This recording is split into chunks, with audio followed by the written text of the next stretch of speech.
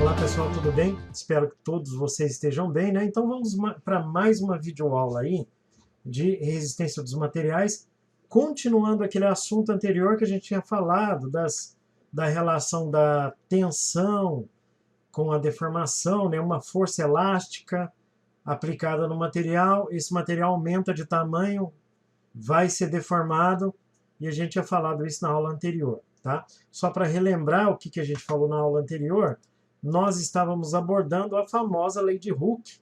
A lei de Hooke ela fala o seguinte, que a tensão ou a força aplicada ela é proporcional à deformação que esse material sofre, tá? Então nós tínhamos falado isso na aula anterior, e agora a gente vai um pouco mais além, falando da lei de Hooke e da relação entre a tensão e a deformação. Então a fórmula resultante que o Hooke chegou, estudando a deformação dos materiais, foi essa aqui, ó, tá? Foi essa formulazinha aqui. Deixa eu pegar minha caneta. Tá vendo aqui, ó? A tensão é proporcional à deformação através de uma relação entre o módulo de elasticidade do material e esse valor, de novo, pessoal, está numa tabela, que vocês têm essa tabela aí no material de vocês, multiplicada pela deformação, tá? Então, a partir disso, agora apareceu mais um conceito, tá? Ele foi um pouquinho mais além. Ele percebeu que essa variação de comprimento final menos o comprimento inicial, era, na verdade, uma variação dada pela dimensão do material.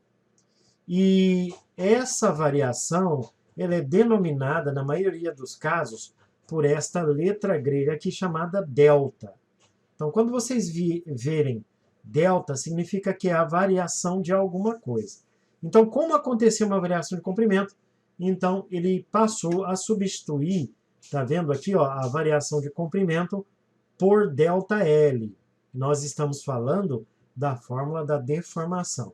Correto, pessoal? Isso foi um ponto visto na questão da deformação. Tá.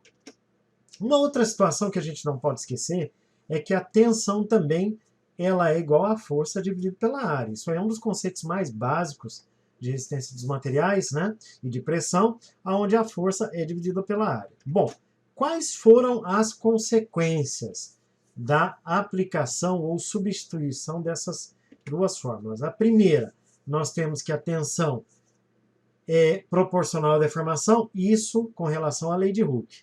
E nós sabemos também que a tensão é igual à força sobre a área. Olha o que a gente pode fazer agora. Podemos pegar a tensão, que é igual à força vezes a área, podemos deixar o valor do módulo de elasticidade constante. Por quê? Porque esse material ele está relacionado, quer dizer, essa variável está relacionada com o material. Tá vendo? Ó, isso aqui você vai buscar numa tabela, tá bom, pessoal? E você não vai utilizar outro valor diferente, tá? Se o exercício pedir para calcular a deformação do aço, você vai buscar o módulo do aço. Se pedir do cobre, você vai buscar o do cobre. Se pedir do alumínio, você vai buscar o do alumínio. Vocês entenderam? E este valor aqui, o que é este valor? É a deformação que a gente já viu no caso anterior, que é o quê? É a variação do comprimento dividido pelo comprimento inicial. Tá vendo? Ó? Então, é essa relação entre a tensão e deformação que vai resultar em duas fórmulas que vocês vão aplicar nos exercícios agora. Na primeira situação, ou podemos chamar de primeiro caso, você vai querer saber, por exemplo, qual é o alongamento quando uma peça está submetida a uma força qualquer. E na segunda situação, vocês vão ver dois casos nesses exercícios, tá? Você quer saber qual é a força aplicada quando esse material aumentou de tamanho em um determinado valor. Por exemplo, vamos dar dois exemplos. Calma, pessoal, isso aí é tranquilo. Por exemplo, ó, eu tenho um cabo de aço onde eu apliquei 10 toneladas. Eu preciso saber qual é o aumento de tamanho desse cabo de aço. Então, você vai através dessa primeira situação aqui, tá? Outra situação, você aplicou uma força em uma barra ou um cabo de aço, também a mesma coisa, tá? E essa força, ela obviamente causou um alongamento, causou uma deformação. Aí a pergunta que se faz é, qual é a força que você aplicou nesse material que causou essa deformação ou alongamento? Então aí vocês vêm para a situação 2. O caso 1 pergunta qual é o alongamento, o caso 2 ele pergunta qual é a força. É claro, pessoal, que todas essas variáveis têm que ser colocadas na fórmula segundo o Sistema Internacional de Unidades. Se você buscar o valor na tabela em metros, todas essas variáveis têm que estar em metro, ok? Se você buscar o valor na tabela em milímetro, todas essas variáveis têm que estar em milímetro ou newton.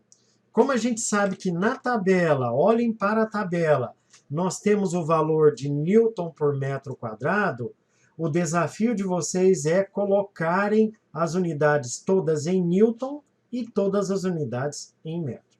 Tá bom? Então a gente vai fazer um próximo vídeo com 2 exemplos para vocês verem como vai funcionar essa questão da relação da tensão e deformação. Beleza?